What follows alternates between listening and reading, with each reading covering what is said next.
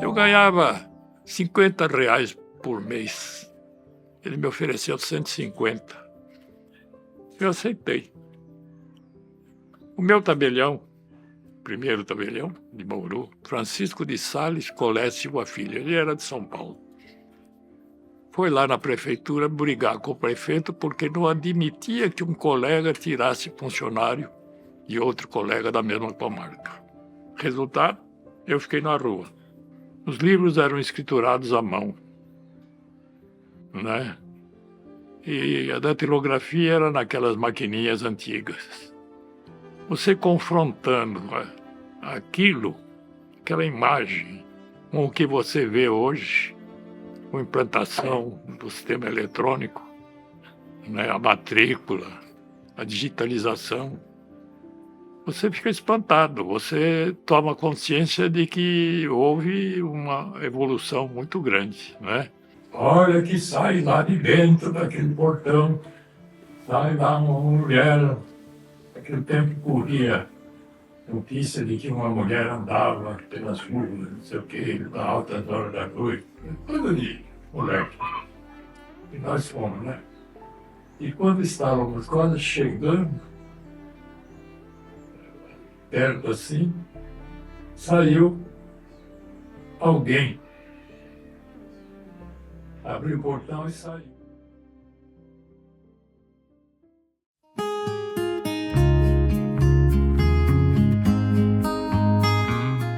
Eu vim de Bauru. Eu trabalhava no primeiro tabelião de Bauru como auxiliar. Eu devia ter uns 16 anos. Né? Isso lá para 44, por aí. Acontece que foi até um acidente que me trouxe para São Paulo, que agradeço a Deus ter acontecido. Criaram o terceiro tabelião em Bauru e deram esse tabelionato, acho que era o Ademar de Barros. O Ademar deu o tabelionato para o prefeito da cidade, Ernesto Monte. Como ele era o prefeito, ele chamou um moço de Pederneiras, que era oficial maior no cartório lá, para administrar o cartório dele. E me chamou para trabalhar com ele, prometendo que assim que eu completasse os 18 anos, que ele me habilitaria. Eu ganhava R$ 50 por mês. Ele me ofereceu 150. Eu aceitei. O meu tabelião, primeiro tabelião de Bauru, Francisco de Sales Colé Silva Filho, ele era de São Paulo. Foi lá na prefeitura brigar com o prefeito porque não admitia que um colega tirasse funcionário de outro colega da mesma comarca. Resultado, eu fiquei na rua. O tabelião, o Francisco Colé, me deu um prazo de 15 dias para me ajeitar até que ele trouxesse um outro para ficar no meu lugar. Nesse tempo eu já batia muito bem a máquina, escrevia muito bem. Comprava selo, pagava imposto e tal. E de vez em quando eu ia na coletoria federal. E a coletora federal de lá, Leonilda Pinto, era irmã do Paulino Eugênio Meyer, 8º registrador de imóveis de São Paulo. E ela me perguntou: Ulisses, você não quer ir para São Paulo? Por quê? Meu irmão está precisando de um bom datilógrafo e eu sei que você escreve muito bem a máquina. Eu topo. Ela escreveu na minha frente uma carta para ele, e dali uns dias chegou a resposta e eu fui. Eu vim. Né? Então comecei lá como auxiliar, pouco depois fui habilitado. Eu aprendi muito bem o serviço.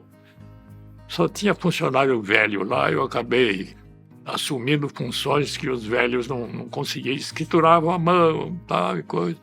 E eu examinava títulos, aprendi a examinar títulos, e com isso eu fui ganhando posição.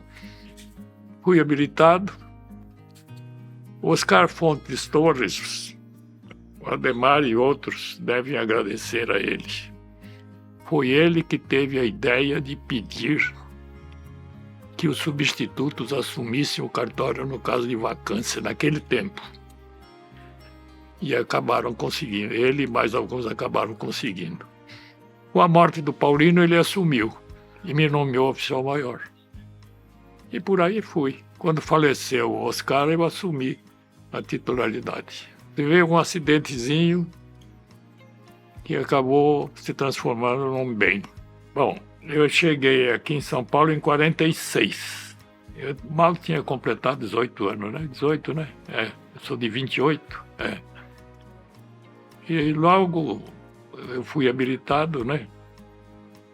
Devo ter sido habilitado em seguida. Eu tenho até a documentação aí da habilitação. E a minha nomeação para oficial maior foi, não lembro bem a data, 70 e qualquer coisa, por aí.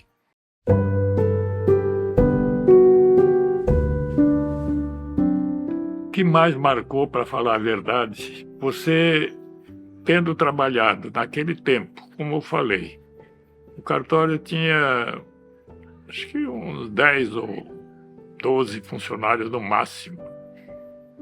Os livros eram escriturados à mão, né? E a datilografia era naquelas maquininhas antigas. Você confrontando aquilo, aquela imagem, com o que você vê hoje, com a implantação do sistema eletrônico, né, a matrícula, a digitalização, você fica espantado, você toma consciência de que houve uma evolução muito grande, né? E é claro que a gente não pode desconhecer a contribuição que esses antigos deram, né, para que isso acontecesse.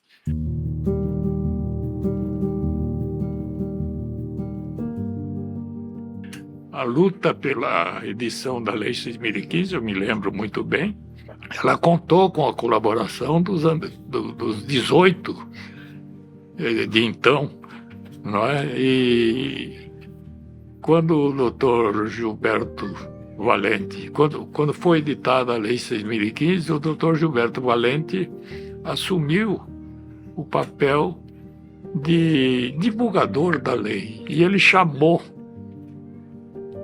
vários registradores, eu, o Ademar, talvez algum outro, para acompanhá-lo. Nós percorríamos o interior falando da nova lei. Então a gente fica, digamos assim, satisfeito em ver que houve uma evolução, né? Que não paramos no tempo. Em primeiro lugar, justamente por isso, porque os funcionários antigos, que estavam acostumados só a escriturar livros, etc., eles não se dedicavam, como eu me dediquei, e outros também, né? Se dedicaram ao estudo da lei, né? Então, a dificuldade que eu vejo foi essa.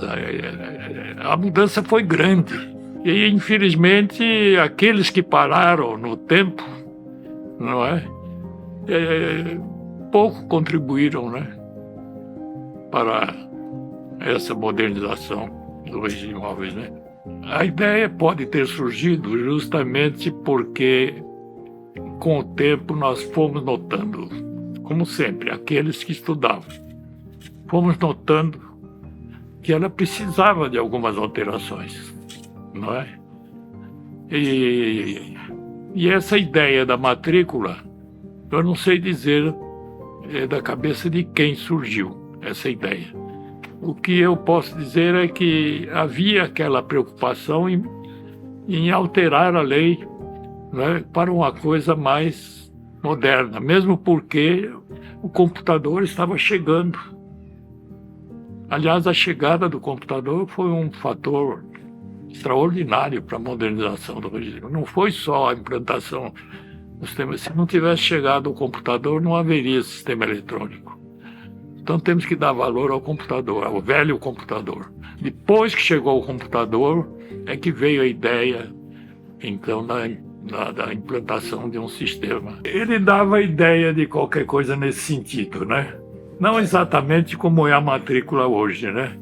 Mas ele já dava a ideia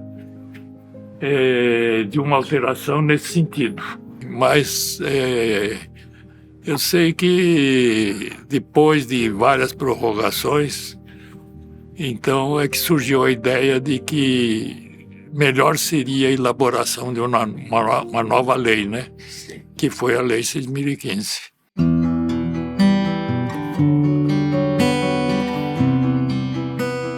Eu fiz colégio em Bauru, né? Vim terminar o colégio aqui porque eu tive que interromper lá. E eu sempre fui muito bom em geografia e história. Tanto que o meu hobby principal era astronomia. Eu tinha telescópio e tal. Aqui em São Paulo não adianta porque o céu não permite. Né? Mas estudei astronomia, gosto de astronomia, escrevo alguma coisa sobre astronomia, é um hobby, né?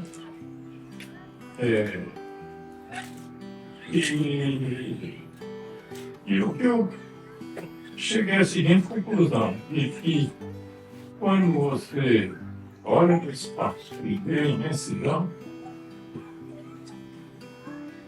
do universo, sua mente parece que abre. Ao contrário daqueles que ficam limitadinhos aqui. Quatro paredes. Da casa para o trabalho, do trabalho para casa.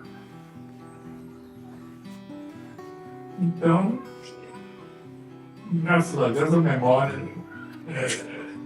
nessa parte está boa, na parte de criatividade. Eu continuo escrevendo justamente por isso, porque a criatividade é uma coisa muito boa. A memória às vezes falha um pouco, né? Mas tem que dar trabalho para a sua cabeça para se manter ativo.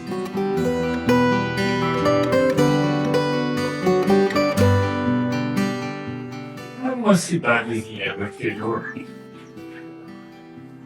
estavam lá reunidos, falando, conversando e tal.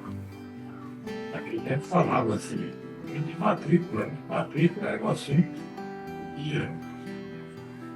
Entra um cidadão no cartão, pobre, coitado, chega no balcão, doutor Gilberto, matamos ali por perto, doutor Gilberto Cadeirado.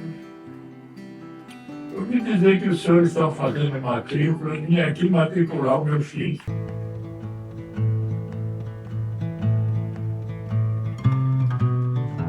Um dia lá no cartório, apareceu uma mulher de branco,